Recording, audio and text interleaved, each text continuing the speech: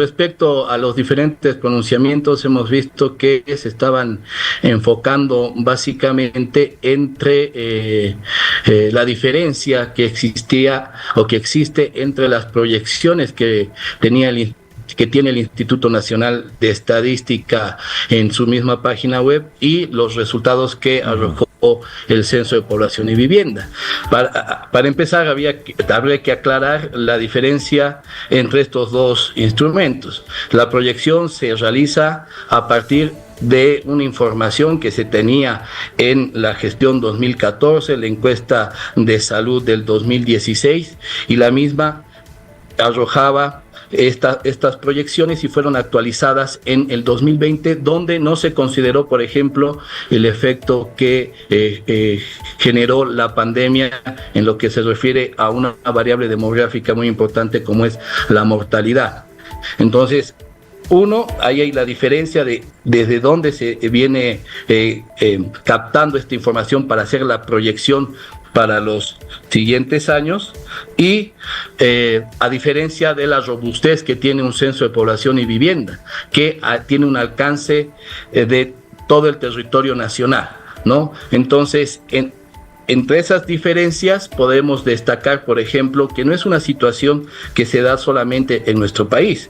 Cuando se observa, por ejemplo, en otros países que han realizado en esta ronda 2020, cómo les ha ido con esta comparación de sus proyecciones que hacen sus institutos nacionales de estadística y los censos que realizaron.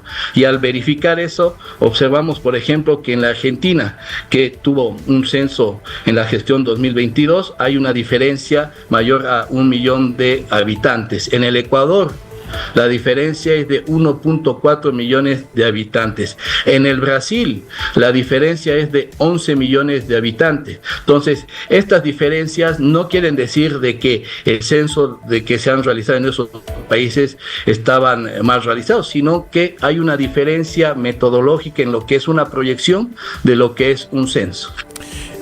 Viceministro, ¿y cómo van a terminar de convencer en esta situación a las diferentes regiones que hoy plantean de que hay prácticamente un engaño en el crecimiento poblacional y que esto afectaría en la representación, en la distribución de recursos? ¿Cómo van a seguir explicando esta situación? Bueno, el Instituto Nacional de Estadística va a hacer una visita a cada uno de los departamentos para explicar justamente de manera detallada toda esta conciliación demográfica y en contraste al resultado poblacional de cada departamento, ¿no? Y también en el marco de la transparencia con la que se ha venido encarando este proceso, no nos olvidemos que este proceso está siendo acompañado por una comisión internacional de alto nivel donde están dos instancias que son expertas en materia censal y que no han asesorado solamente a Bolivia, sino a todos los países de la región, que es el Fondo de Población de Naciones Unidas y es el Centro Latinoamericano de Demografía, que es su división de población de la CEPAL, instancias especializadas y expertas en la materia, han sacado ya un pronunciamiento, ¿no?, donde manifestaban que los resultados que ha trabajado el Instituto Nacional de Estadística guarda coherencia justamente con esta conciliación demográfica de estas variables demográficas que se obtienen a partir de registros administrativos, como es el tema de la fecundidad, mortalidad y migración. Ya existió un pronunciamiento el día miércoles a favor del trabajo del Instituto Nacional de Estadística, e incluso el Instituto Nacional de Estadística ha mencionado que está aperturado a hacer cualquier tipo de revisión técnica referente a los resultados del censo. Ahora, también fue criticado la comparación que se hacía en el tema de que durante la pandemia hubo fallecidos, pero también no se tomaba, decía, en cuenta también el índice de natalidad, porque obviamente al estar encerrados hubo, según lo que se estaba diciendo, mayor también posibilidades de nuevos nacimientos. Usted lo ha escuchado seguramente, estas declaraciones que se han dado en las últimas horas. ¿Qué dice sobre el tema? Bueno, lo que se ha demostrado es que la tasa de fecundidad en nuestro país ha ido disminuyendo. Y este es un fenómeno no solamente que sucede en nuestro país, sucede en América Latina, ¿no? Entonces, A eso se refería el pronunciamiento de estos expertos internacionales, que lo que se ha observado en Bolivia guarda coherencia con los movimientos demográficos que existe en la región, ¿no? Una disminución de la tasa de fecundidad, un efecto, ¿no?, de la mortalidad producto de la situación de la pandemia del COVID, y también un efecto de la migración. Todos sabemos que el efecto neto entre las personas que se van de nuestro país con las que vienen, obviamente es en mayor proporción. Y también hay que aclarar, ¿no?, que el censo ha sido una fotografía del día del censo, del 23 de marzo.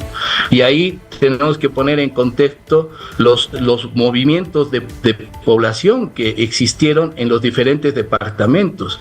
La prensa ha tenido una amplia cobertura en ese día, donde se veían buses que salían de las diferentes ciudades capitales a otros departamentos, porque estos departamentos, los municipios y las comunidades generaban ciertas presiones, incluso algunos incentivos económicos. En el caso de Santa Cruz, yo me acuerdo que inclusive había municipios que han puesto a disposición ciertos buses, ¿no?, para que trasladen a los residentes de ese municipio. Entonces, eso también es un factor a considerar. Es una fotografía de lo que sucedió en el día del censo.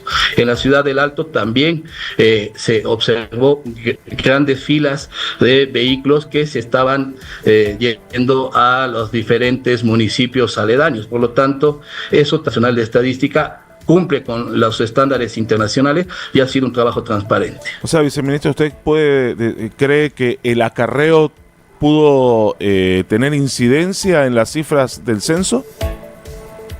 Es un factor que ha tenido incidencia. Tenemos las variables demográficas que le he explicado, y también el tema de lo que usted menciona, ese acarreo que existió en ese día.